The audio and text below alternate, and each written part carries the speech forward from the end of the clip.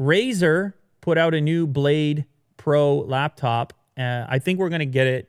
We're going to unbox it on the channel very soon. I've looked at a lot of their products in the past, including the OLED laptop they put out.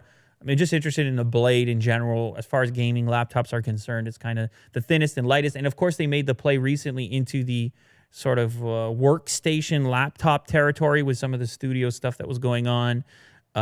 Maybe targeting the MacBook Pro in appearance and marketing. You know what I mean? Aiming at the creative clientele. Well, anyhow, they're putting out a 17-inch Blade Pro with a 4K 120 hertz display. They put out a press release. I'm excited to check it out. It packs, of course, an incredible spec sheet.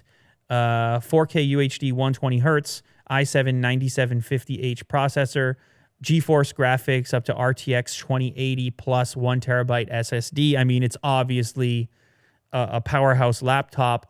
It's housed in a relatively slim form factor, and the weight is just barely over 6 pounds, which for a 17-inch 4K touch laptop is actually fairly impressive. Sometimes these things with the gaming laptops, they get unwieldy, you know? They can get heavy and start to look like Transformers. I know we had a couple on the desk at a certain point. This is obviously not that. This aims to look like a typical laptop, but then housing the hardcore stuff on the inside. Some other specs on this particular device, it's going to have a lot of connectivity. UHS 3 SD card reader, Wi-Fi 6, Bluetooth 5, USB Type-C, Thunderbolt 3, 16 gigs DDR4 memory, blazing fast PCIe SSD, and an additional unoccupied M.2 storage bay. So you could do some kind of crazy RAID configuration if you want. If you're more interested in battery life, it's also configurable in a full HD version. So just 1920 by 1080 compared to the 4K. Of course, I'm mostly interested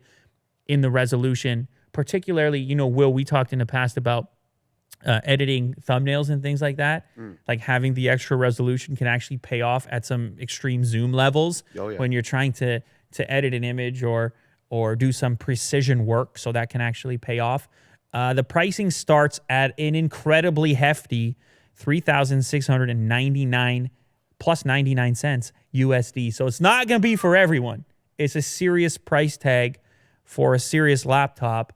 I can see both the gaming crowd and the workstation laptop crowd being interested in this.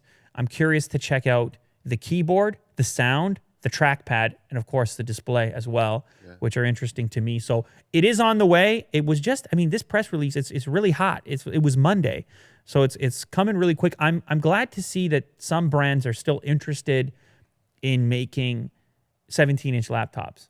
In fact, a lot of people don't know this, but one of my favorite laptops I ever owned was actually a 17-inch MacBook Pro. Back when nobody was buying 17-inch MacBook Pros and everyone had the 15-inch, I wanted the 17-inch because it was my main screen in most situations, and I just wanted the extra real estate. I actually ordered a custom order 17-inch MacBook Pro with a matte display, which actually didn't have the black glass bezel on it. Instead, it had to have the silver bezel in order to get the anti-glare. It was an upgraded cost, okay? Am I in the weeds right now? Absolutely. But that's the origin story. I've been in this. I told you before, I've been in it. Sometimes I have to prove it to you guys. You guys worry. You wonder about me. Don't do it, because I was on this thing for a bit.